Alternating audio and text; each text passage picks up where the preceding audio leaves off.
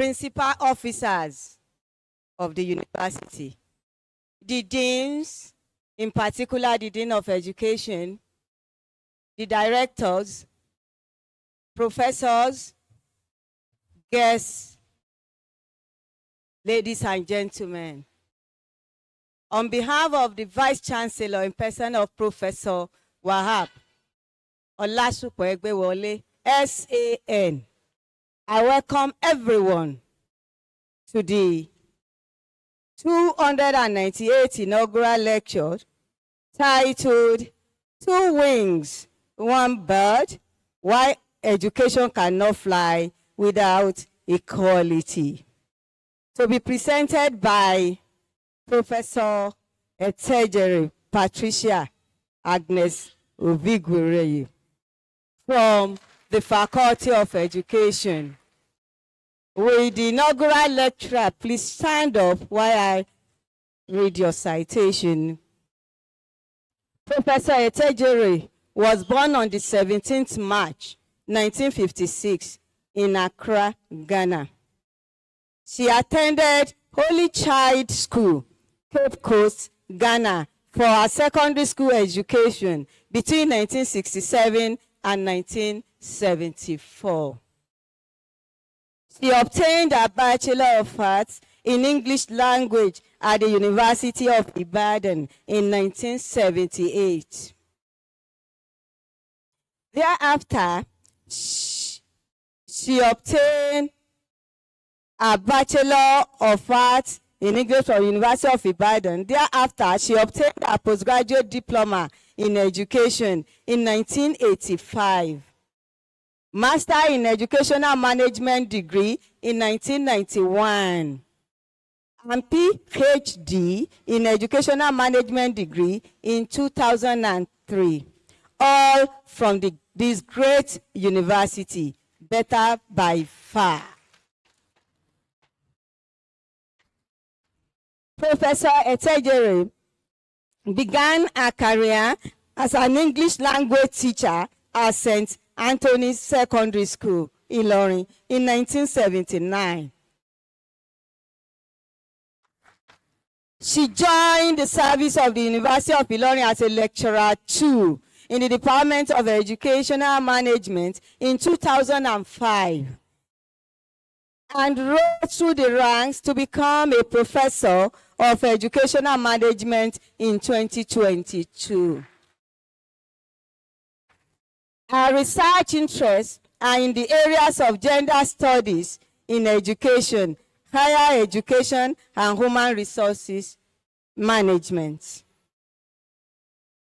Professor Etejere is a member of many learned professional bodies, which include Teachers Registrational Council of Nigeria, Nigerian Association for Educational Administration and Planning, Commonwealth Council for Educational Administration and Management, British Educational Leadership Management and Administration Society, United Kingdom, Association of Behavioral Research Analysts and Psychometricians, and Association of Educational Researchers and Evaluators of Nigeria. Professor Etejere is a member of many learned professional bodies, which include Teacher Registrational Council, Teacher Registration Council of Nigeria, Nigeria Association of Educational Administration and Planning, Commonwealth Council for Educational Administration and Management, British Educational Leadership Management Administration Society, United Kingdom, Association of Behavioral Research Analysts, Psychometrician, and Association of Educational Research and Evaluation of Nigeria. Professor Etejere has served in various capacities within the university, which include Head Department of Educational Management. That was in 2024 to 2025. Member Faculty of Educational Ethical Committee 2022 to 2024. Member Library and Publications Committee 2020 to 2022. Acting Director Center for Supportive for the Deaf. 2018 to 2020. Member Faculty of Education Dress Code Committee 2013 to 2015, and she was the chairman Zone 4 Committee among many others. That was in 2008 to 2011. Professor Etejere has successfully supervised several undergraduate students, 27 MA dissertations, and 5 PhD theses. She has over 50 publications in reputable home-based national and international journals, edited conference proceedings, and chapters in books. She has served as an external examiner to many universities and attended many conferences, workshops, and seminars within the country and overseas. Aside from academics, Professor Etejere is a patron of the Girls Brigade and the Ladies Fellowship Group, also the Zone K House Fellowship Group of the United Missionary Church Chapel. Tanke Ilorin. Professor Etejere is happily married, and the union is blessed with children and grandchildren. I present Professor Etejere to you to present her inaugural lecture. Thank you.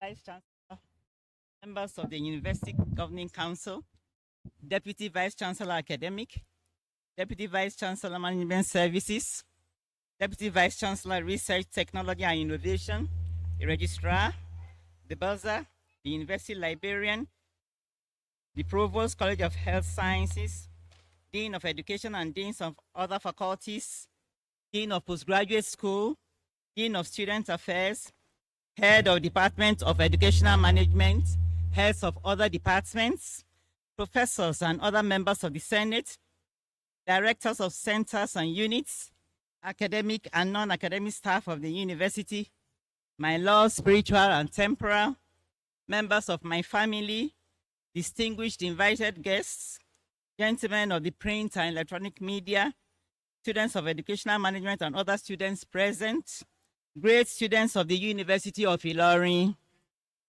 distinguished ladies and gentlemen. Vice Chancellor, sir, I give gratitude to Almighty God, the Alpha and the Omega, the beginning and the end, who has given me the privilege to present this 298th inaugural lecture today, Thursday, 5th March 2026, in our Better by Far institution, the University of Ilorin.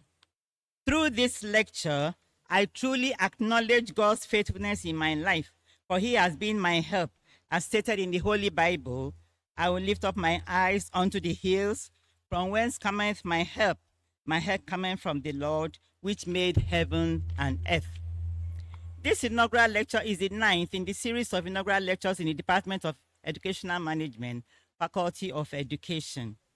The first inaugural lecture in the department, titled Cosmetic Politics and the Challenges of Education for National Development, was presented by Professor Aderemi Dada Olutola on 7 January 1983.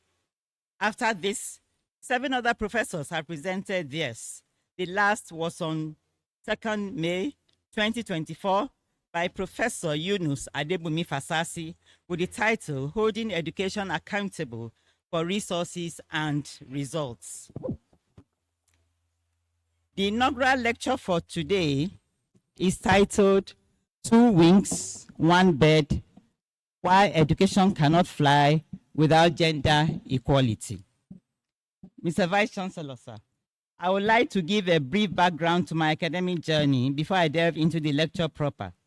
My sojourn in the realm of education started very many years ago, precisely in the early 60s in faraway Ghana, where our parents had migrated to, as my father was in the paramilitary at that time. My parents, late Chief Ambrose Ejefose Eriga and late Madam Victoria Edegware Eriga, were very interested in their children's education. They were ready to make sacrifices and endure hardships. My father especially would always look forward to having the children getting first to fifth position in their examinations. To ensure we performed well in our various schools, they enrolled us in evening classes, also known as lessons or coaching classes in present-day Nigeria. I spent only 4 years at a local primary school in Adedenpo area of Accra, after which I attended a middle school with boarding facilities for a year, and then a secondary boarding school, both in the central region of Ghana, from 1966 to 1974. There, the teachers were a mixture of foreign and Ghanaian teachers, including the Reverend Sisters.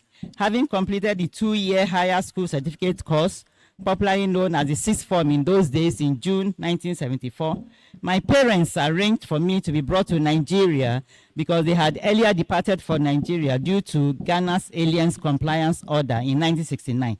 It is worthy to recall that the interval between the waiting period and the admission into university was gainfully spent in the classroom, where for the very first time in my life, I taught English language at a remote school in Delta State, St. Clair's College, Okpara Inland, not too far from my hometown.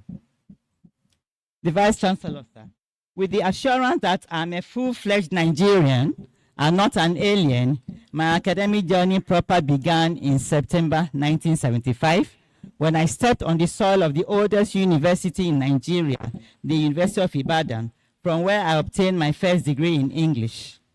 Although I had a short spell of teaching a year before I started my university education, it was not until the mandatory national service year, 1978 to 1979, at Ajibode Grammar School, Ibadan, Oyo State, that I experienced what teaching looked like. At the end of the National Youth Service course team, I was employed by the then Kwara State Education Management Board, now Kwara State Teaching Service Commission, in October 1979. My gratitude to the Kwara State government for this magnanimous gesture, and I rose to the position of director in 2005 before I left the Kwara State Teaching Service Commission for the University of Ilorin. While I was teaching at the secondary school level, I enrolled for and completed the postgraduate diploma program in education, PGDE, 1985, the master program in educational management, 1990, and the PhD program in 2003. Vice Chancellor, sir. My sojourn in this better by far university, University of Ilorin, started in November 2005 when I was employed and accepted on transfer of service as a Lecturer 2 officer in the Department of Educational Management, where I have taught, researched, engaged in community service until I became a professor in 2022.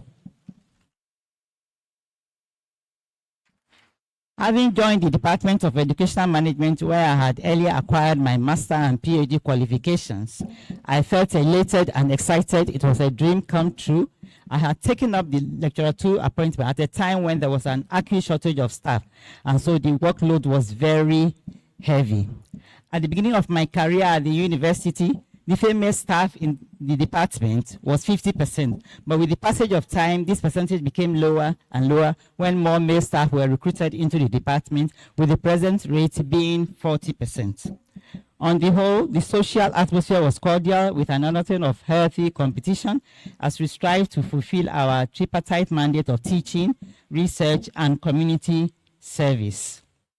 Promotions from Lecturer 2 to the highest academic rank, the professorial cadre, have been achieved under strict conditions and guidelines. It is therefore not surprising that such promotions have also led to my appointment into certain administrative positions, such as head of department, acting director, faculty representative, coordinator of postgraduate programs, sandwich coordinator, etc. From year to year, enrollment was getting higher and higher. The classes grew larger and larger, and teaching became cumbersome.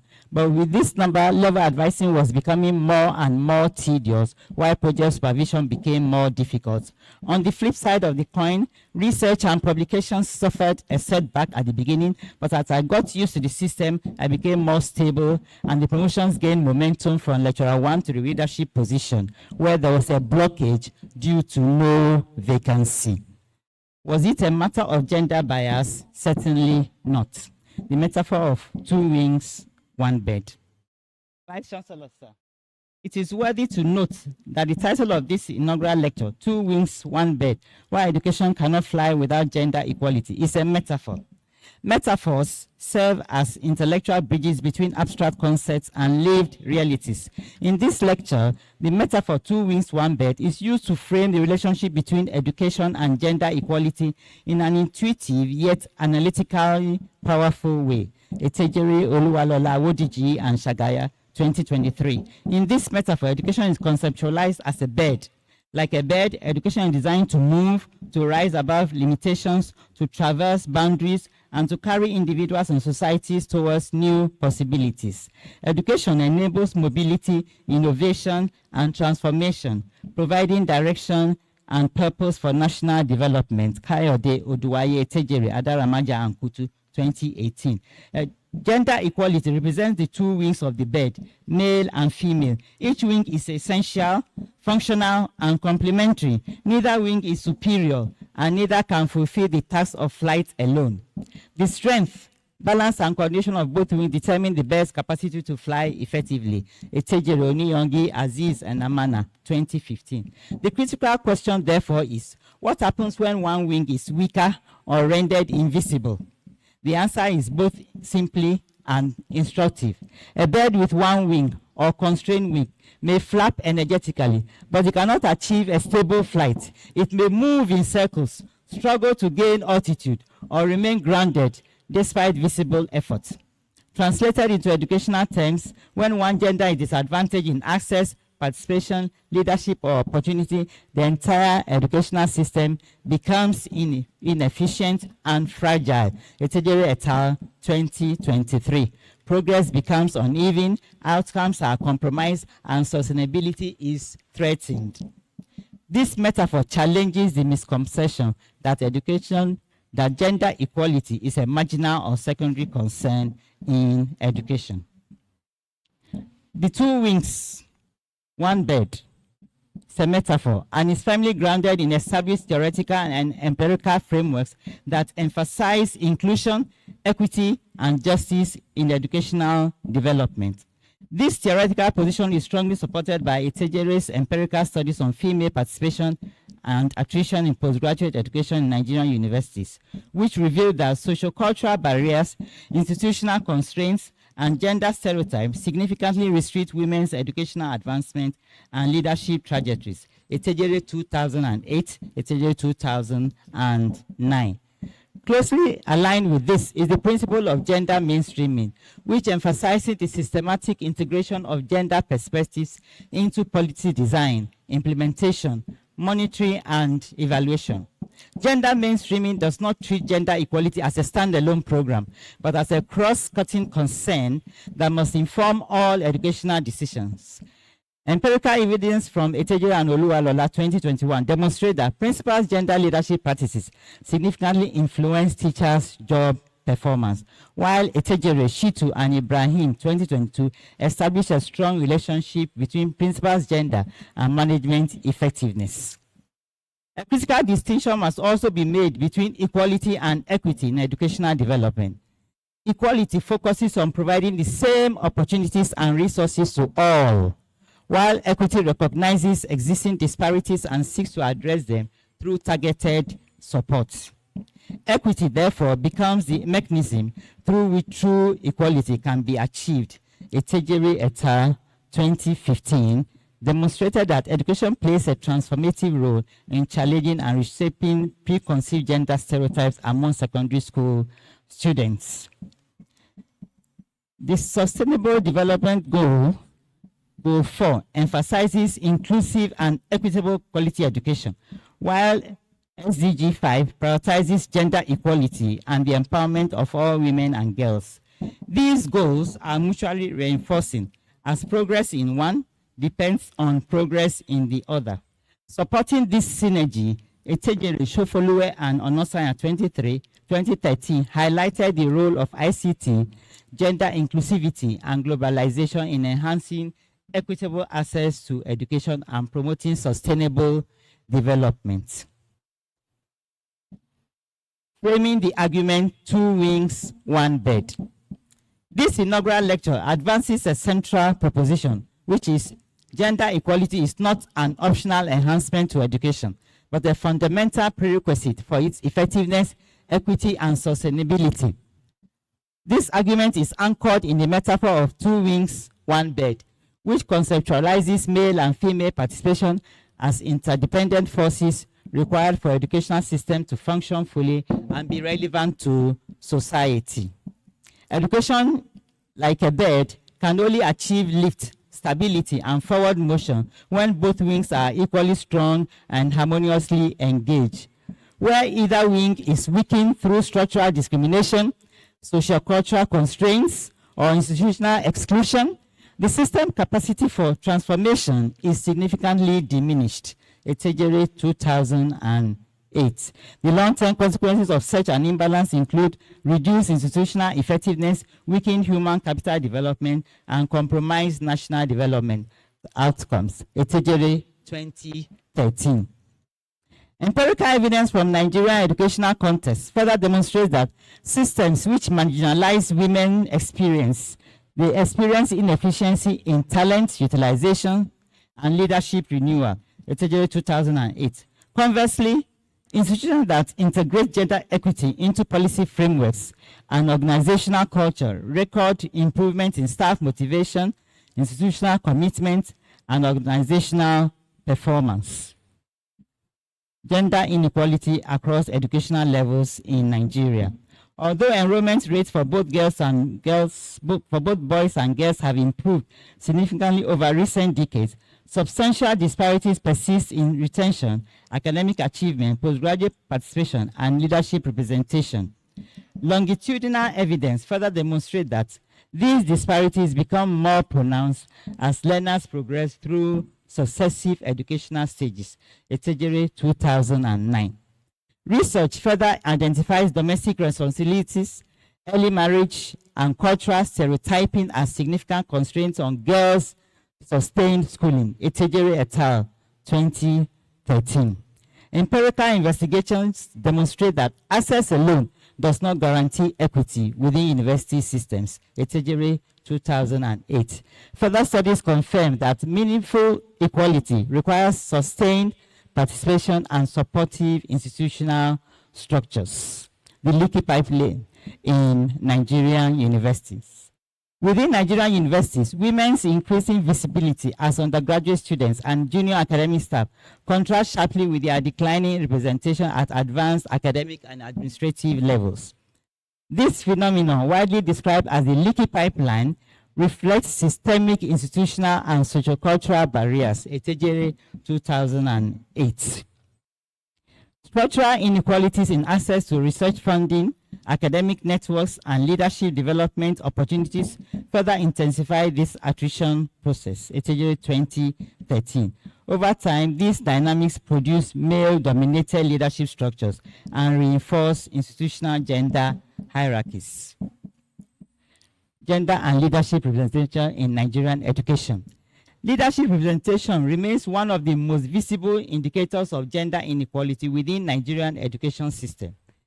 Empirical research demonstrates that women remain significantly underrepresented in strategic leadership roles, despite possessing leadership competencies comparable to their male counterparts. Etejere and Oluwalola, 2021. One of the most pronounced manifestations of gender inequality in Nigerian higher education is the low participation of women in postgraduate studies. Empirical studies confirm that women are underrepresented in postgraduate enrollment. Etejere 2008. Research also shows that women experience significantly higher attrition rates than men. Etejere 2009. Key constraints include marital responsibilities, childbearing demands, financial limitations, workplace inflexibility, and weak institutional support systems. Academic career development and work-life integration. Gender inequality is also deeply embedded in both. Empirical evidence indicates that societal expectations surrounding caregiving and domestic labor slow women's academic progression.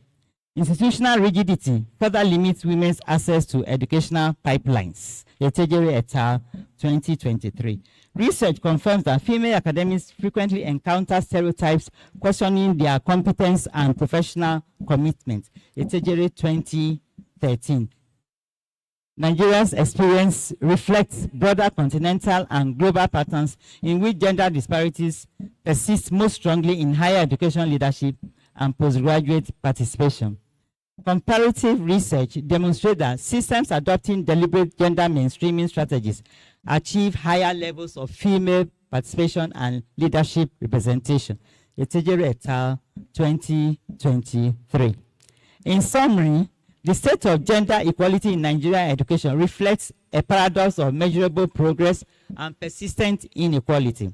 Empirical evidence confirms sustainable disparities in retention, academic achievement, postgraduate participation, and leadership representation. Etejere 2008.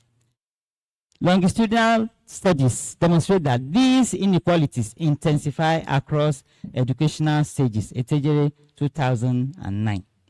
Research-based insights from the lecturer's scholarship. A distinctive feature of this inaugural lecture is its firm grounding in long-term empirical scholarship. Beyond descriptive accounts of gender inequality in Nigerian education, as established in the preceding section, my research provides analytical, contextual, and evidence-based explanations of why gender gaps persist and how they can be systematically addressed. Etejere 2008, 2013, 2015. Spanning over 2 decades, my studies interrogate gender dynamics across educational leadership and management, student participation and learning outcomes, ICT and globalization, as well as the sociocultural context that shape educational access, retention, and success. Etejere 2009, Etejere Shofoluwe and Onosanya 2013, Etejere et al. 2023. Collectively, this body of work advances a central argument. Gender equality is not a peripheral social concern, but a critical determinant of institutional effectiveness, educational quality, and sustained national development. Etejere 2013, Etejere and Oluwalola 2021.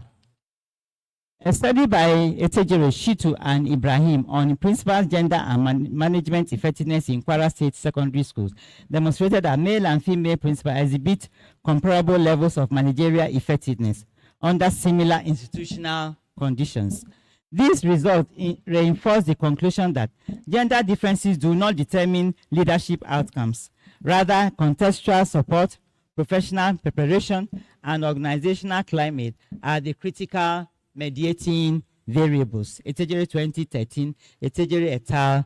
2023.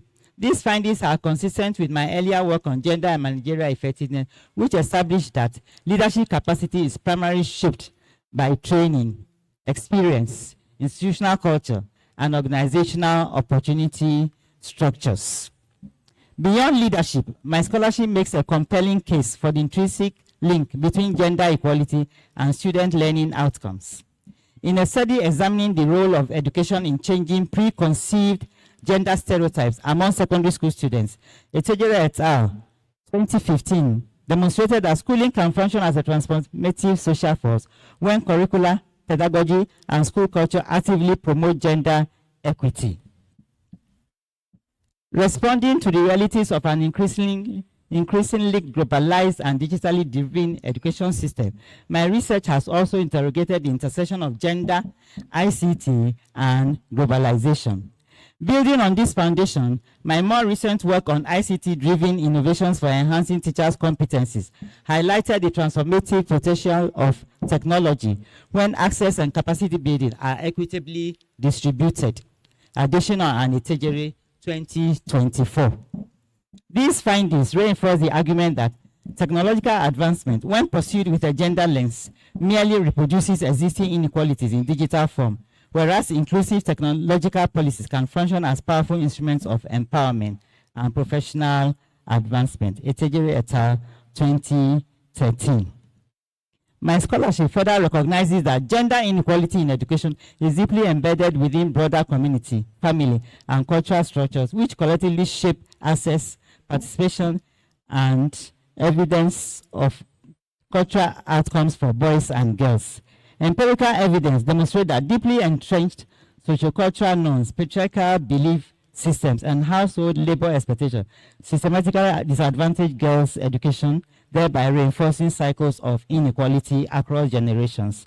Research on youth empowerment and entrepreneurial education further underscores the central role of education as a critical pathway for economic participation, self-reliance, and social mobility, particularly for girls and young women.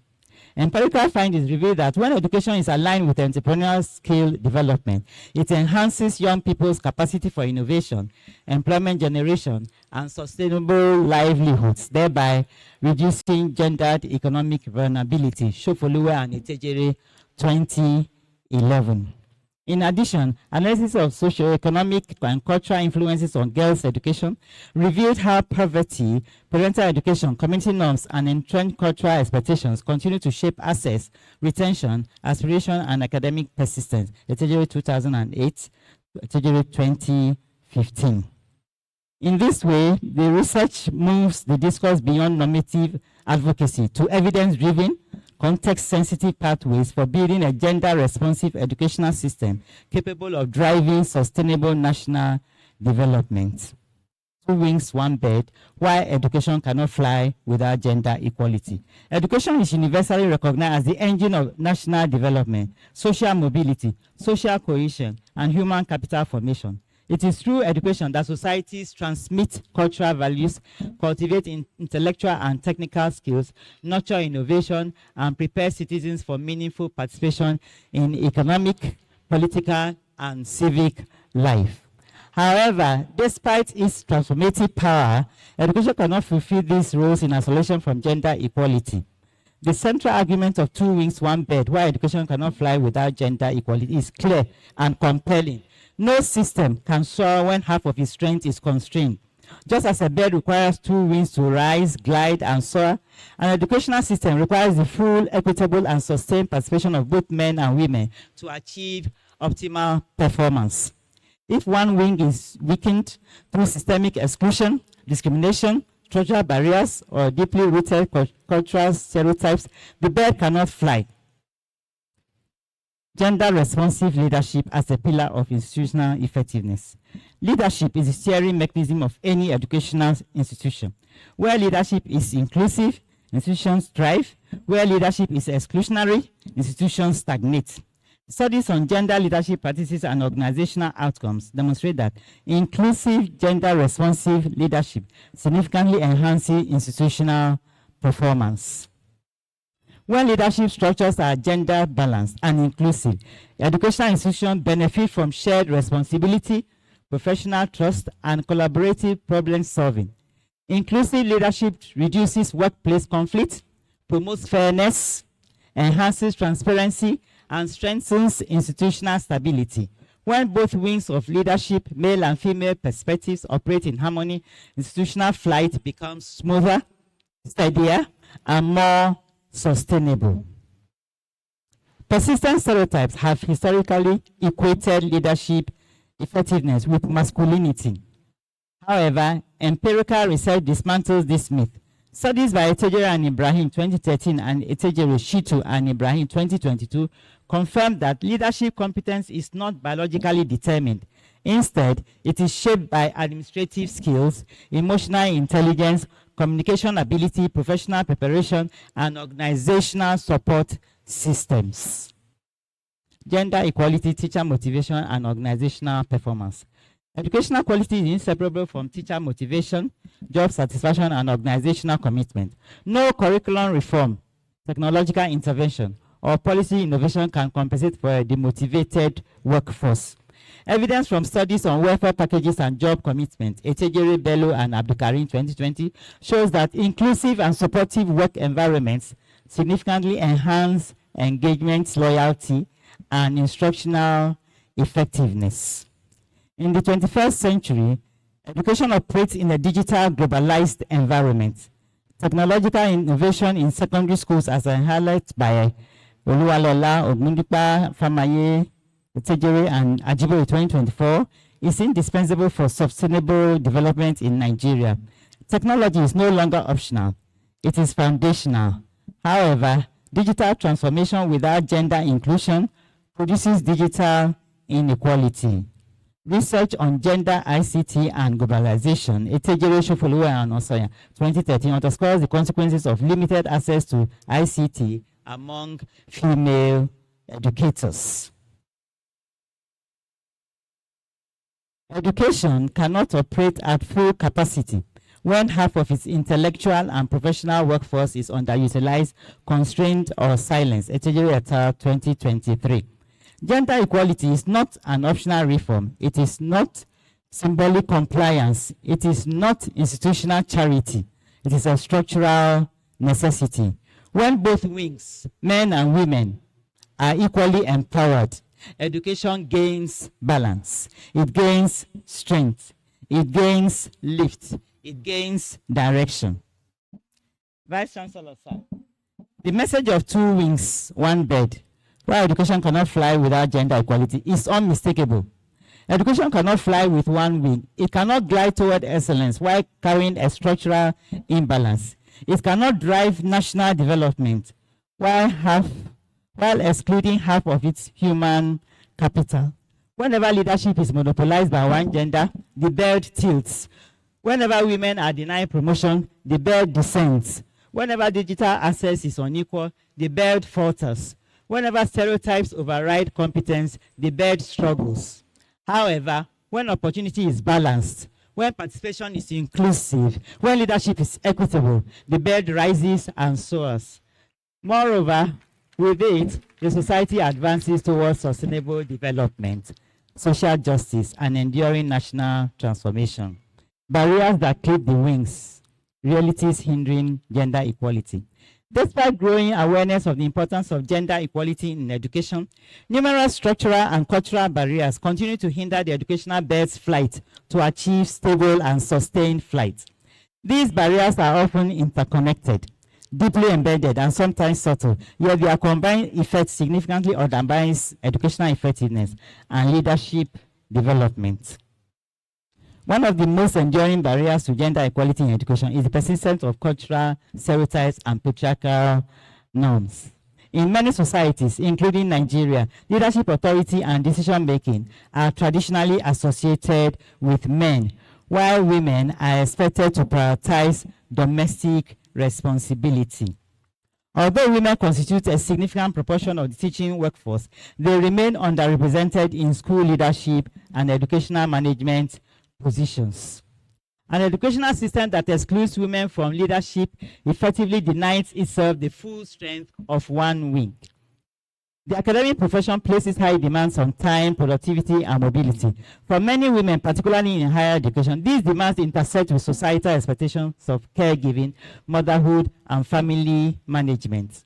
The lack of flexible work arrangements, child care support, family-friendly policies disproportionately affect women's career progression. As a result, women are more likely to experience career interruptions, slower promotion rates, and burnout. Olaifa, Kayode, and Etejere 2025. Access to funding, research grants, digital tools, and information and communication technology remains unevenly distributed along gender lines. Limited access to ICT infrastructure and training restricts women's research productivity, global visibility, and participation in knowledge networks, particularly in an increasingly digital academic environment. Etejere et al. 2013. Etejere et al. 2023 studied how to bridge gender disparities in the teaching profession in tertiary institutions to address globalization. The study revealed that the percentage of female lecturers in tertiary institutions in Kwara State is much lower than that of male lecturers over the 8 years considered. Although the gender distribution was very pronounced, it was about 55% for male lecturers, with a range of 1,987 to 3,623 male lecturers, as shown in Table 1 below and figure 1 on the next page, the group bar chart. To ascertain the factors responsible for the gender gap in tertiary institutions in Kwara State, a qualitative study was conducted involving 22 participants, 15 females and 7 males. Males were included to provide a holistic perspective on the factors underlying the lower number of female teachers in higher institutions compared to secondary schools. Also, of the 22 participants, 21 were married and 1 was single. The qualitative data yielded the following themes as factors responsible for gender imbalances in tertiary education in Kwara State. These factors are marital factors, personal factors, qualifications, financial factors, societal factors, and religious factors, among others. The findings of this study are reported on pages 23 to 28. The factors are listed there. It was a qualitative research, and so the interview reports are found on pages 23 to 28. The marital factors, care of their homes, time factor, the husband's decision, the extended family view, the qualification factor, financial factor, the peculiarity of working in tertiary institutions, the negative notions about the teaching profession, the religious factor, and the personal factor. Vice Chancellor, sir. In sum, these barriers, cultural, structural, institutional, and systemic, do not merely inconvenience women, they compromise the effectiveness and sustainability of education itself. An educational system burdened by clipped wings cannot fly far, no matter how ambitious its goals. Addressing these barriers is therefore not only a matter of justice, but also a strategic imperative for educational development. Reconstructing the wings, strategies for strengthening gender equality. Gender equality must be institutionalized within educational policy frameworks rather than treated as an optional add-on. Findings from studies on quality assurance, management effectiveness, and university goal achievement emphasize the need for enforceable, adequately funded, and regularly evaluated policies. Etejere et al. 2020, Etejere and Shitu 2019. Leadership remains a critical lever for advancing gender equality in education. My studies on gender and managerial effectiveness, as well as administrators' gender leadership practices, demonstrate that leadership effectiveness is shaped by inclusive practices rather than gender identity. Etejere and Ibrahim, 2013, Etejere and Oluwalola, 2021. Gender equality must also be embedded within classroom practices and school cultures. Creating safe, inclusive, and supportive school climate enhances girls' retention, confidence, and academic performance, while also benefiting male students. In a globalized and technology-driven educational landscape, access to ICT is no longer optional. My research on ICT, gender, and globalization highlights how unequal access to technology disproportionately limits women's professional growth and leadership capacity. Etejere et al. 2013. Another critical strategy involves addressing structural constraints that disproportionately affect women in the educational system. Research on welfare packages, job commitment, and productivity underscores the importance of supportive work environment in enhancing staff effectiveness. Etejere et al. 2020. Flexible workload arrangements, childcare support services, and equitable workload distribution can significantly improve women's retention and advancement in academia. By recognizing and accommodating the dual profession and domestic roles often borne by women, educational institutions can harness the full potential of their workforce. Sustainable gender equality efforts must be guided by continuous research and data-driven decision-making. My extensive empirical work demonstrates the power of research in shaping educational policy and practice across Nigeria's educational system. Institutions should support gender-focused research, data collection, and dissemination to inform policy reforms and institutional strategies. Etejere 2008, Etejere 2009. By grounding interventions in evidence, educational planners and managers can design solutions that are contextually relevant, effective, and sustainable. In Etejere et al. 2023, a study that examined gender disparities in the teaching profession in tertiary institutions for globalization, the responses to the qualitative data identified how gender balance in tertiary institutions can be actualized for globalization in Kwara State, Nigeria. The respondents identified various factors essential to achieving gender balance in tertiary institutions. The identified factors are personal solutions, family support, public awareness, and government support. These are shown in figures 2 and 3 on page 31. Mr. Vice Chancellor, when both wings are strengthened, when men and women experience fairness, opportunity, and recognition, institutions gain psychological safety, mutual respect, and shared accountability. Productivity rises, innovation increases, and commitment deepens. This is the operational truth at the heart of two wings, one bird, why education cannot fly without gender equality. Vice Chancellor, sir. Over the course of my academic career spanning 2 decades in this Better by Fire University, my scholarly engagements have consistently focused on advancing knowledge in educational management with particular emphasis on gender studies, higher education, governance, quality assurance, and information and communication technology in educational system. For studies on gender and education, Etejere 2008 identifies spousal support, time constraints, financial challenges, and fear of delayed completion as the principal factors contributing to attrition among female postgraduate students. Etejere 2009 examined the demographic profiles of female postgraduate students, revealing that most were self-sponsored, employed, and married, with education emerging as a dominant field of study. According to Etejere, Sofoluwe, and Onosanya, gender inequalities persist because they are supported by social norms and legal institutions, by household choices and behaviors, and by regulations and incentives that shape how economies function. History has shown that men consider themselves stronger than women. This opinion has been creating a lot of problems, such as gender inequality, where men and women are subjected to different roles and functions based on the belief that men are stronger than women. It should be noted that gender roles are defined by behaviors, whereas gender stereotypes are beliefs and attitudes about masculinity and femininity. These are social differences between women and men that have been learned over time and may vary across cultures rather than biological characteristics that differentiate people as males. Etejere, Oniyogi, Olarewaju Aziz, and Amana, 2015. In the secondary school system, the principalship position is important, and it ensures the attainment of the goals and objectives of the school. Some people have the notion that it's only a certain type of gender that can lead an organization successfully. They believe that women are weaker leaders, while the men are in the best position to lead.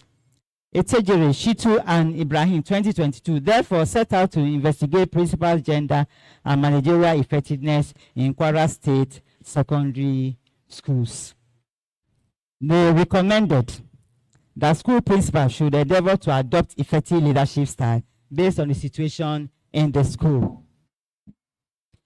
My studies on quality assurance and institutional effectiveness. Etejere 2012 examined the challenges and prospects of quality assurance in Nigerian universities, identifying insufficient funding, limited capacity development, and misalignment of accreditation standards with labor markets as some of the problems.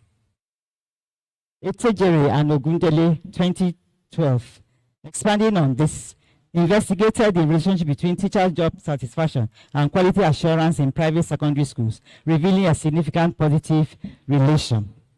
Furthermore, Etejere, Shitu, and Eniola Aribe 2020 examined the relationship between internal quality assurance and teacher productivity in public secondary schools.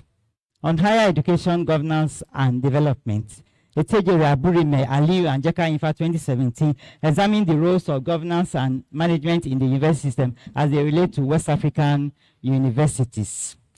Vice Chancellor, sir. An interesting concept that caught my attention in my academic journey was the concept of university-industry collaboration.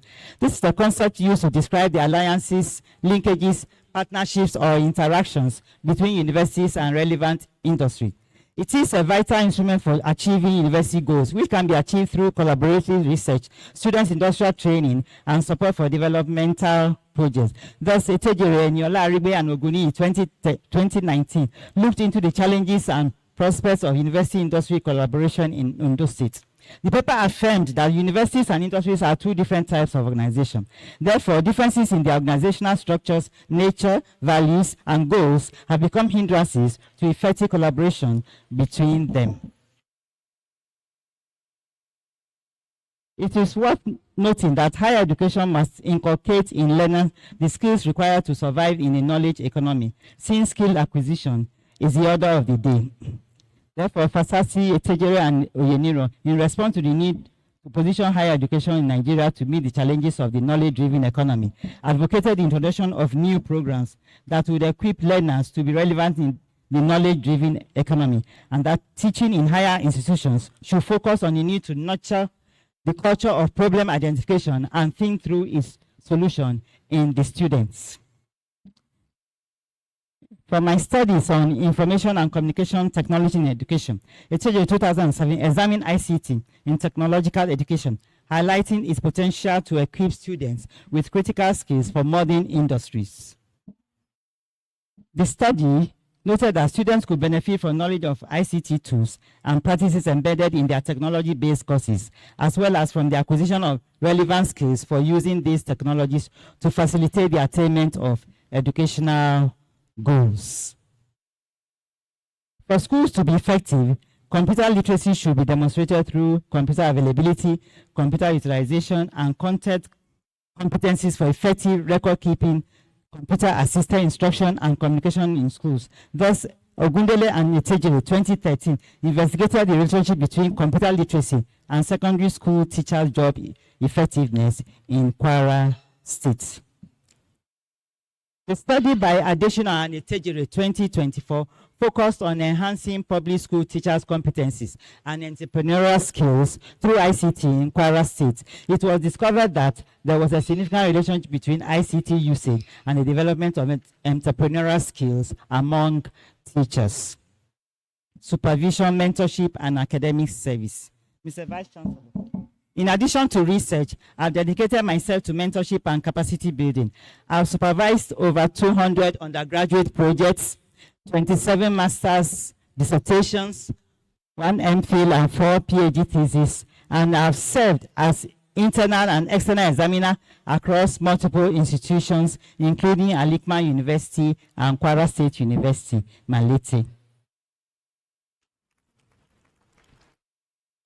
Responsibilities and community service. Mr. Vice Chancellor. Over the past 2 decades, I have served in the following capacities: as Acting Director, Center for Supportive Services for the Deaf, 2018 to 2020, as a member in Lawrence Servicom Committee, 2017 to 2018.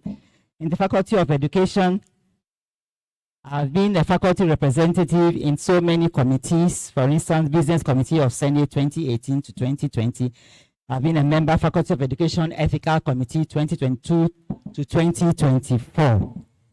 In the Department of Educational Management, I was the head of Department Educational Management from 2024 to 2025. I've been the coordinator Postgraduate Programs Department of Educational Management 2017 to 2018.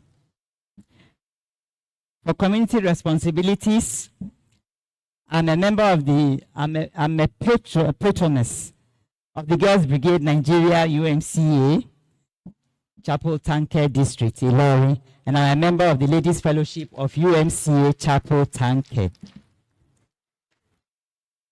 In conclusion, Vice Chancellor, a gender-responsive education system is a collective responsibility that extends beyond the classroom and the campus.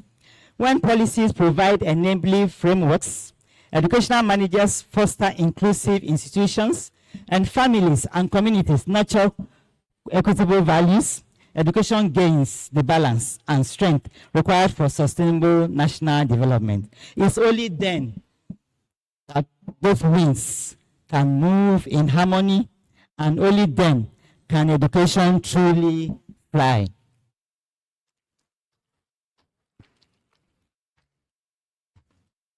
Mr. Vice Chancellor, I stand to declare that if education has to fly effectively, we all must make intentional efforts in our own little way to make things work for the female folk. In the light of this lecture, the following recommendations are hereby proposed for future action. 1. Establishment of a gender-responsive educational system. Universities, colleges, and secondary schools should be seen as inclusive spaces where access, participation, achievement, and leadership opportunities are equitably distributed. 2. Formulation of gender-responsive policies. Gender-responsive policies must be clearly articulated, adequately funded, and rigorously monitored. For instance, the provision of facilities such as crèches or daycare centers, nursing rooms, play areas, or key zones in academic institutions will go a long way to enhance the work of women in general. Even female students will benefit from this structure. In this regard, the recent pronouncement in the ASU federal government agreement that female academic staff will be allowed to go on 6 months maternity leave is a right idea in the right direction. 3. Integration of gender mainstreaming across all levels of education. Gender considerations should be integrated into curriculum design, pedagogy, teacher education, assessment, leadership training, and quality assurance processes to eliminate stereotypes and promote inclusivity. Accountability mechanisms must be established to assess compliance and impact. Prioritization of interventions. 4. Policymakers should prioritize targeted interventions such as scholarships for female postgraduate students, leadership development programs for women, and ICT access initiatives that address digital gender gaps. These investments are essential for building a robust pipeline of female academics and educational leaders. 5. Robust translation of policy into practice. Educational managers, including principals, department heads, deans, and vice chancellors, play a central role in translating policy into practice. They must cultivate inclusive institutional cultures that value diversity, fairness, and merit. They should also implement flexible work arrangements, equitable workload distribution, and supportive welfare policies to address work-life balance challenges, particularly for women in academia. 6. Influence of families and communities. Families and communities should continue to be powerful influence on educational participation, and career choices.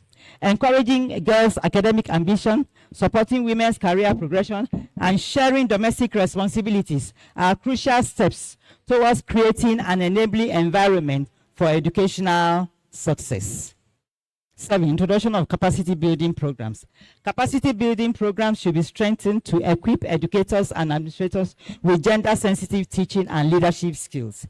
8. Institution of gender balance. Gender balance in educational leadership and governance should be encouraged and promoted to enhance inclusive decision-making. 9. Demonstration and sustenance of political will.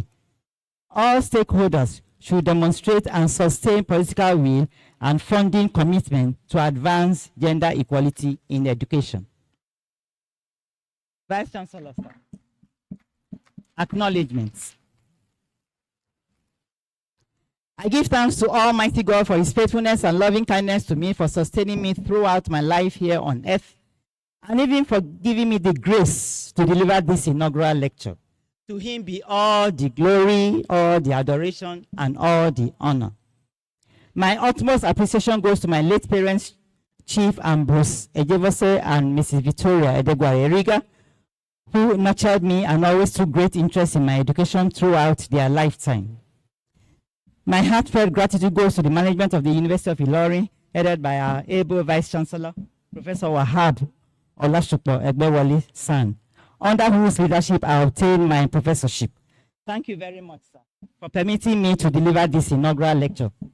My sincere appreciation also goes to Deputy Vice Chancellors, namely Professors Mojiti Odonla Bakare, DVC Academic, AA Farley, DVC Management Services, and MA Etejere, DVC Research Training and Innovation. The Registrar, Barrister MA Alfanla, the Buzzer, Mr. Abiodun Lawal, and the University Librarian, Professor K.T. Omopupa. I'm indeed very grateful to the Chairman, Library and Publications Committee, Professor A.O. Issa, for the thorough review and scrutiny of this write-up. I thank all the past Vice Chancellors and Deputy Vice Chancellors of the University of Ilorin. I'm particularly grateful to Professors S.O.O. Amali and I.O. Oloyede, under whose tenure I was employed in this university. I'm equally indebted to many former principal officers and administrative staff who have assisted me in one way or the other. I acknowledge the cooperation and support of the Dean of the Faculty of Education, Professor O.L. Olaitan, the Sub-Dean, Dr. Abdulateef Adegboyega, and the entire Faculty of Education staff members. All the professors and senior colleagues in the Faculty of Education, retired and serving, are highly appreciated. Their words of advice and encouragement have yielded much fruit in my academic journey. Their names are listed here. I've enjoyed a cordial relationship with all my colleagues, retired and serving in the Department of Educational Management, some of whom were my students at the secondary and tertiary levels of education. Their names are listed here. I'm particularly grateful to my senior colleagues retired and serving in the Department of Educational Management for their mentorship, support, and encouragement. They are Dr. G.O. Yeshola, my PhD supervisor, Professors D.O. Durosharo, Nike Y.S. Ijaya, N.B. Oyedeji, A.Y. Abdukarim, Y.A. Fasasi, Rhoda Oduwaye, Afusati Alabi, and A.O. Shofuluwe. I equally acknowledge the pleasantness and amiable disposition of all other colleagues in the faculty, as well as the faculty officers, past and present, the non-teaching staff, and the casual workers. You have all been exceedingly amazing. The Vice Chancellor, sir. At this juncture, I must not forget to thank the entire university community, among whom are many motivators who have stood by me through thick and thin, always ensuring that I make it to the zenith of my career. Some of them are listed here. My professional colleagues are also duly appreciated. I acknowledge the supervisory efforts of Dr. G.O. Oyeshola for my doctoral thesis. He was a disciplinarian to the core. I equally recognize my supervisees too at both the postgraduate and undergraduate levels. Their names are listed here. I'm grateful to my primary school teachers at Adedempo Primary School, Accra, Ghana. Some of them are Mr. D.O. Wellington, the headmaster, Mrs. Fosuama, Mr. Kwe, and Mr. A.Y. Yati. These members of staff instilled in me the foundation and discipline that kept me going back to school every morning. My secondary school teachers at Holy Child's School, Cape Coast, were well-trained formators and educationists who keenly watched our every move with interest. They are Sisters Mary Connelly, Philomena Power, and the rest. I would also like to extend my appreciation to my lecturers in the Department of English at the University of Ibadan.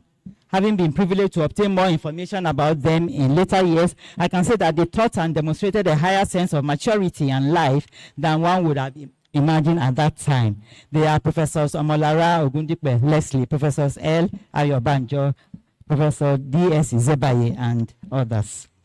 The Vice Chancellor, sir. Permit me to appreciate my former colleagues and co-teachers in the secondary schools in Ilorin, where I taught some years ago. Dr. Patience Efowowe, Dr. Mary Taye Daniel, Dr.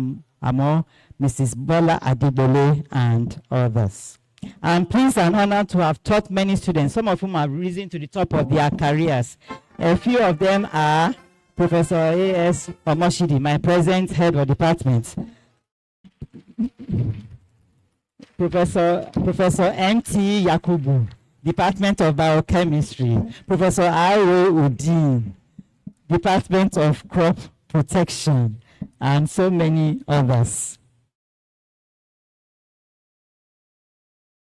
I would like to thank members of the church where I worship, the United Missionary Church of Africa, UMCA Chapel in Tanke, Ilorin, the Ladies Fellowship Group, and the patrons and members of the Girls Brigade. I equally appreciate the Zone K House Fellowship Group in my neighborhood. All friends and acquaintances are highly appreciated, and some of them are Engineer and Mrs. Benedio, Mr. and Mrs. Augustine Okorisi, Dr. Mrs. M.L. Oguniyi, and others. I'm also grateful to Alhaji Chief Dr. Abdurrahim Amal Oladimeji, OFRF Naib, the Jagomulu of Igbomina land, the Arogudade of Lagos, and his dear wife, Dr. R.M. Oladimeji, for granting me a sabbatical place at Alikma University, Igbaja campus. Mr. Vice Chancellor, I will not forget to mention the recognition, endorsement, assistance, prayers, and cooperation that I have received from our in-laws.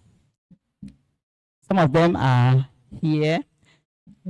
Mr. Bode and Mrs. Florence Oyeyemi, Prince Emmanuel, and late Mrs. Lydia Adetiba Edawale, and late Deaconess Emily Abibiade, Chief Tony, and Honorable Dr. Princess Ifi Ugokoye, and others.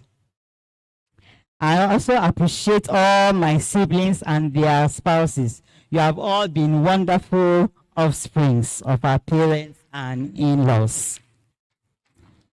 I appreciate members of my extended family, my aunties, my uncles, my cousins, and distant relations. My deepest appreciation goes to our amazing and loving children, Mrs. Ejire Ogene and Adewale Adetiba, Engineer S. Ogene and Oluwaseun Richard Sagubiade, Barrister Ife Ogene and Engineer Oluwadamilola Oyeyemi, Engineer Edafe, and Kosistoju Wendy Ugokoye and their families, as well as Anna Jumain Shigaba and Tabitha Dorcas Moses. I would like to acknowledge the love, the backing, the cooperation, and endurance of my husband, Professor Emmanuel Obupopo Etejere, since our paths crossed several years ago.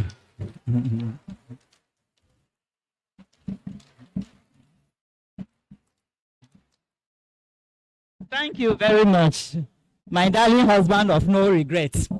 Thank you for your encouragement, your constructive criticism, your useful advice, your suggestions, your words of wisdom, your generosity, your genuine concern and useful advice, your high-level intellectual and life experience laced with hilarious humor and blunt discipline. Indeed, our generations to come will be better off if they learn some of these virtues at your feet. May the Almighty God bless you and grant you long life. Finally, I wish to appreciate the audience, including all those watching virtually. I also wish to appreciate even those friends and acquaintances whose names were not mentioned in the acknowledgements. May Almighty God bless you all.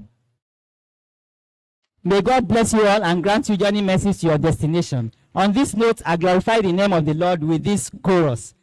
All glory must be to the Lord, for he is worthy of our praise.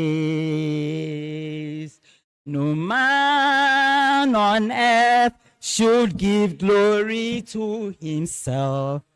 All the glory must be to the Lord. I thank you all, and God bless. Okay.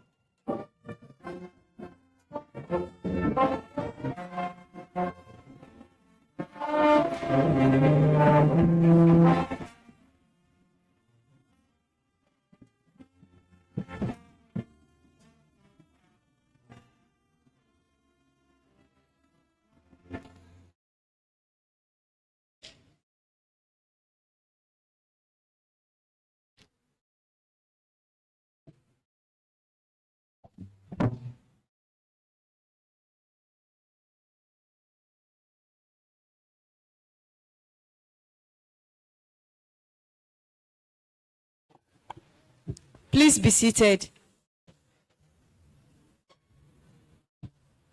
On behalf of the Vice Chancellor, Professor Wahab Olasupo Egbewole. I appreciate everyone for your time, the attention, and the support for Better by Far University and the inaugural lecturer.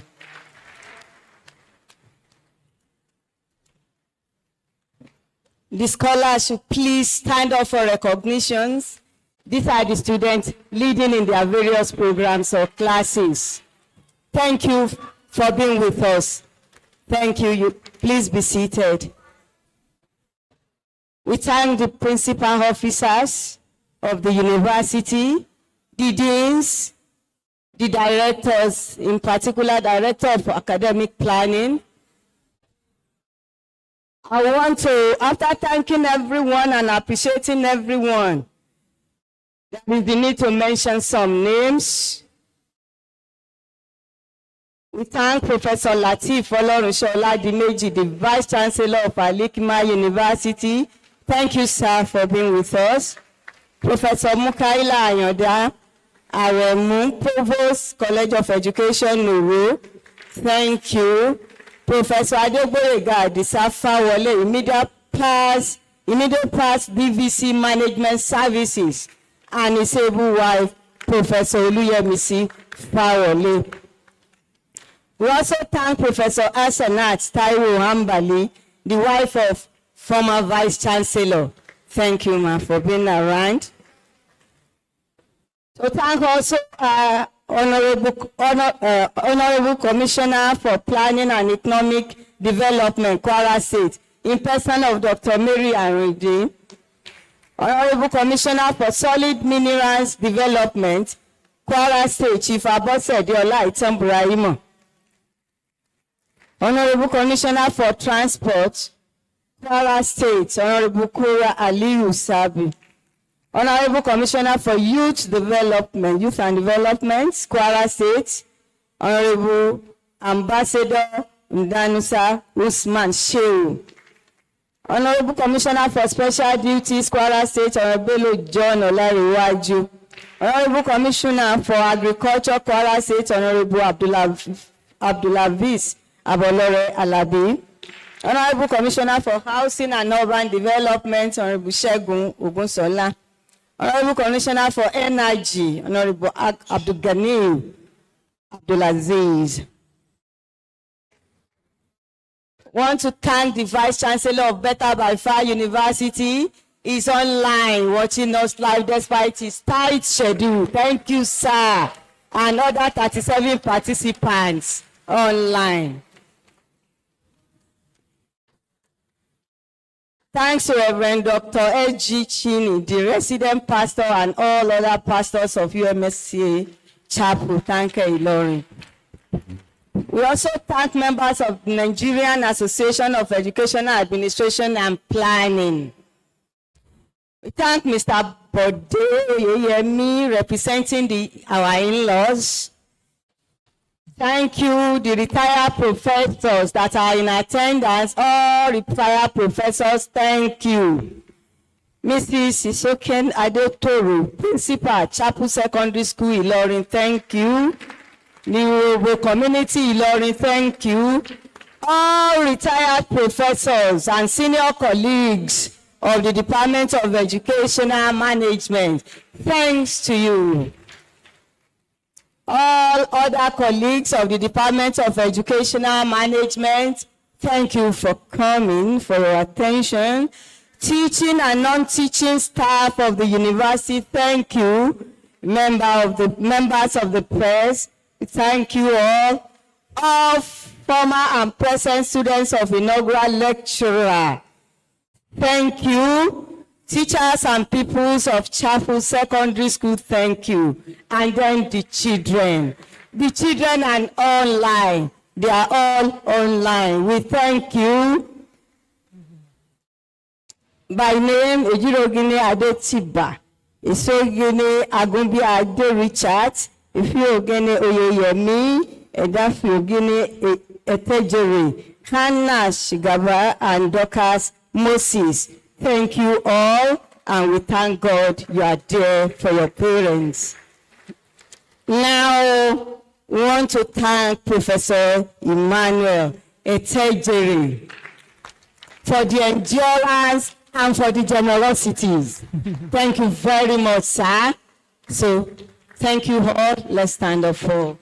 Shall we rise, ladies and gentlemen, for the university anthem?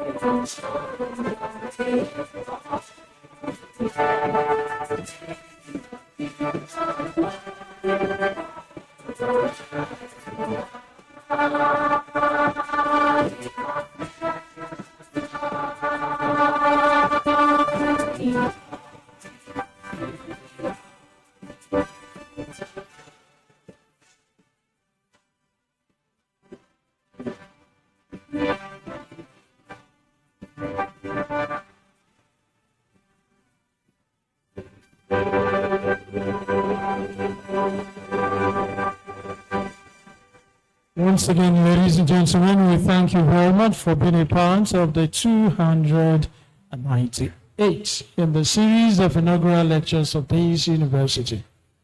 Thank you very much for coming around to honor our distinguished Professor Patricia Agnes Etejere. We love you. We love to see you always. Please can you remain where you are?